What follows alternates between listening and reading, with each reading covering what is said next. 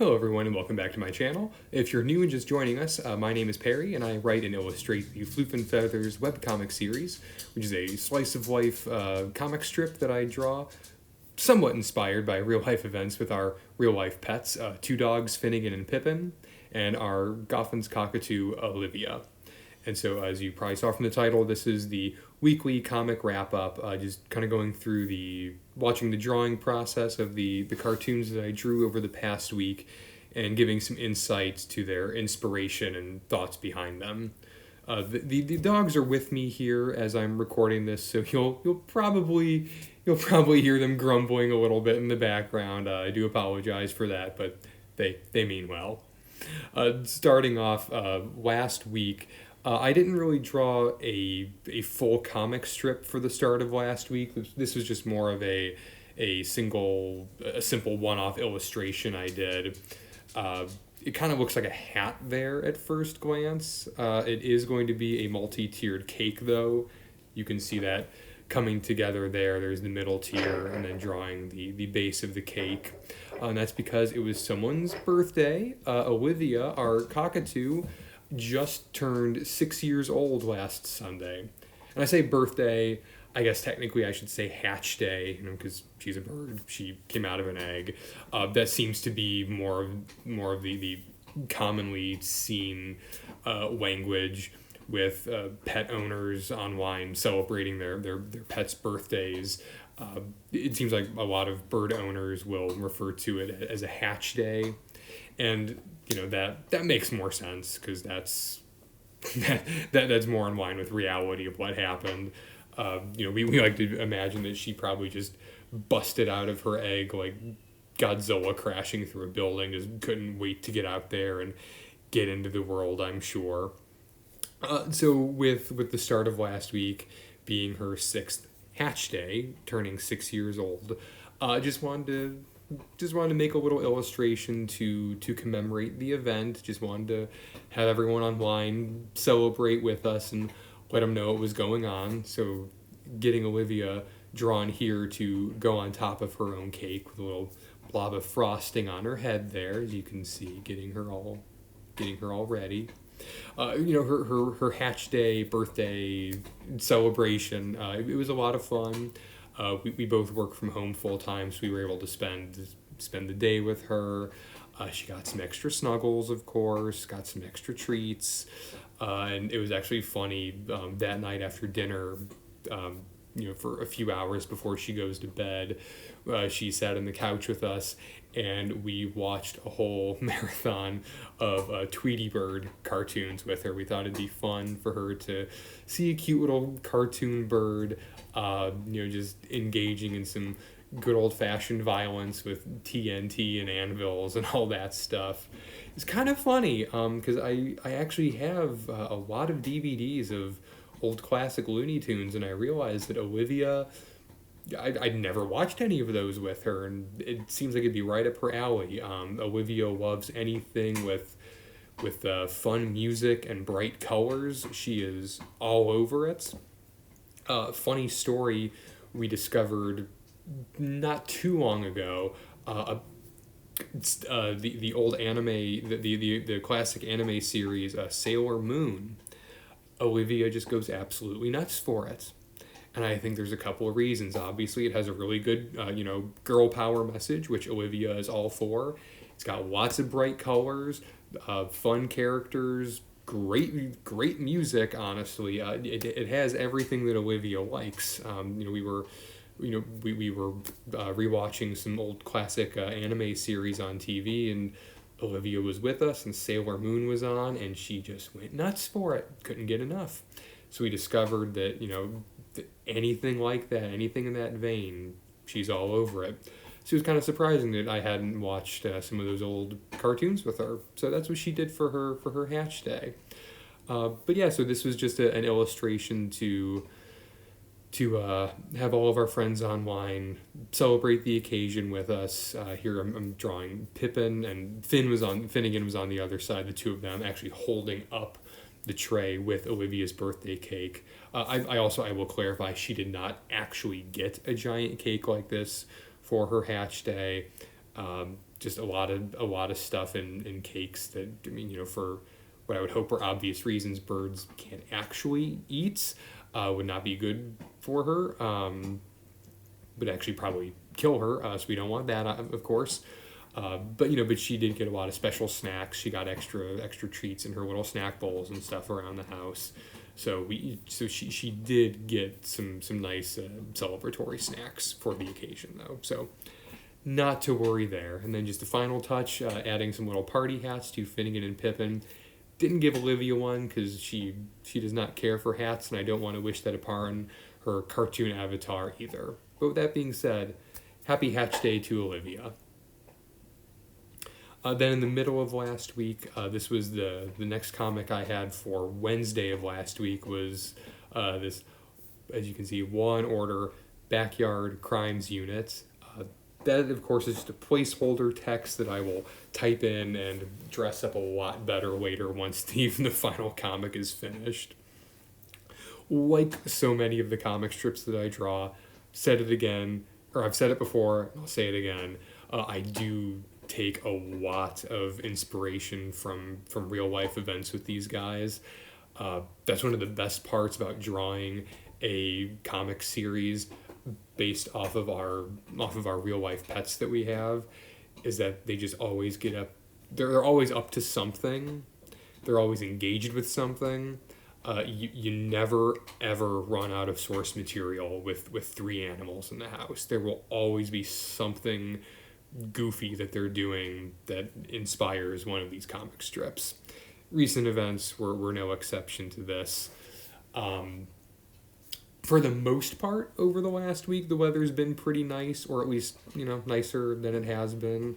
As nice as it can be for this time of year in Northeast Ohio, That's about all you can really say, but the sun has been out a fair bit of time in between some rain showers. It hasn't been too awfully cold, which is nice. So spring is definitely in full swing here, and because of that, it means that the backyard is once again full of squirrels. We don't actually have any giant trees in the backyard, but there are a couple of houses nearby that do have some trees, and of course the squirrels just love to run around back and forth on the fence. They use it as kind of a highway system between houses. So they're always out there, and they just love tormenting the dogs, teasing them, knowing that they can't jump up at that high and get to them. So they've been all over and around the backyard recently, just because of the nicer weather. And of course, if you know anything about dogs, they can't stand it. They just want to get those squirrels. So I thought that would be kind of fun with drawing something here with Finnegan and Pippin both kind of investigating this crime scene perpetrator, this offender, a crime suspect who is at a scene he shouldn't have been, because that's their yard. He shouldn't be there. He's up to something. So it's like they're looking after, they're looking for this squirrel like he's some sort of criminal suspect, because I'm pretty sure that's probably how they view him. So Pip has an evidence bag full of acorns that he dropped, and Finn traced his tracks back to a tree, and then just getting the final panel here, drawing some of the fence railing that we have in the backyard, which is funny. It doesn't. I try to not draw the fence in most of the comics that take place in the yard.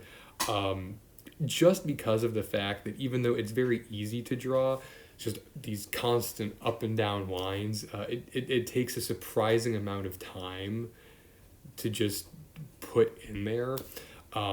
So recently I've tried not to add it unless it's kind of necessary for structural purposes for something that they're doing. Like here you're going to see in the last panel, Finnegan and Pippin are both leaning on the fence and gripping the railings and looking over. So I needed to add it there.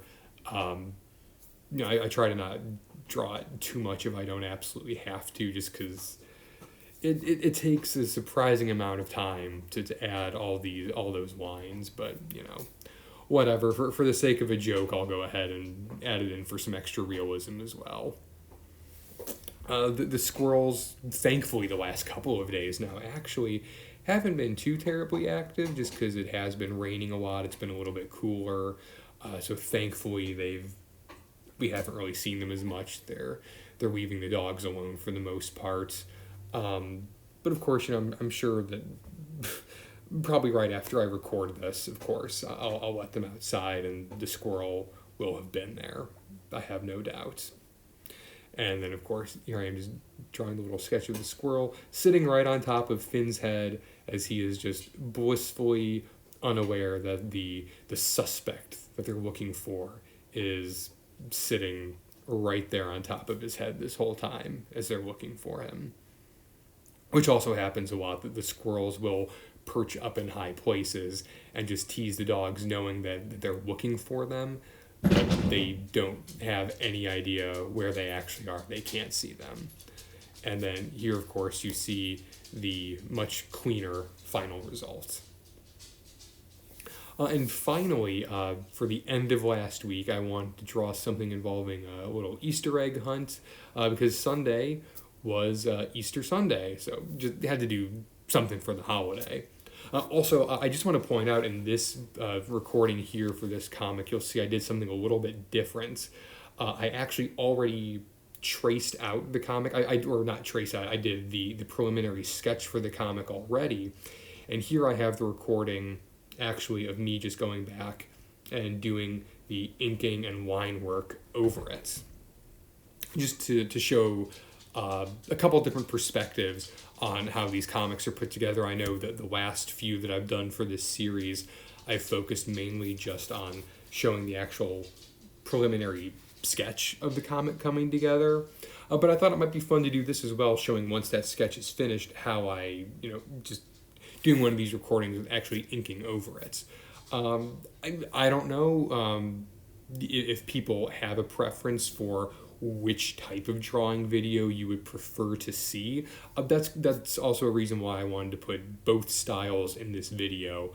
Just curious for whoever's watching this, if you have any feedback, if you prefer one over the other, if there's one that you like more than the other, please let me know in the comments. Let me know which of these you prefer seeing, because I want to make sure that I'm putting out these drawing videos that people like to watch. So again, if you do have a preference, if you like to see one version over another, just leave me a comment and let me know. But like I said, just drawing something with a little Easter egg hunt here, with actually involving the entire cast, Finnegan, Pippin, and Olivia, all together in one comic. You can see here Finnegan and Pippin are hunting for Easter eggs. And I think you'll see that Pippin raises actually a pretty good question, asking where Easter eggs come from. And that was actually, that's one of those things that we just recently happened to think of, is that when you really stop and think about it, the idea of the Easter Bunny and Easter eggs, on the surface, doesn't seem to make a whole lot of sense, because rabbits don't lay eggs. Eggs come from birds and reptiles, but the Easter Bunny is a mammal. And it was one of those things that, when you're younger, when you're a kid, you don't really stop to think about it. It's just like, oh, Easter Bunny, Easter eggs, chocolate, sure, whatever. You just kind of go along with it. It's whatever. But yeah, recently, just again, the topic of Easter came up because, with so many years, gonna be honest, we completely forgot that Easter was coming up until probably less than a couple of weeks before the fact, because it's just so hard to gauge when it's actually, what day it's going to fall on from year to year. It's impossible to keep track of.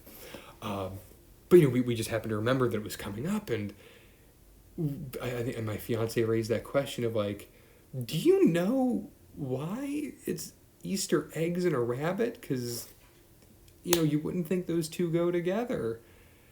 And I realized that I had never really stopped to really consciously think about that. It was an interesting question.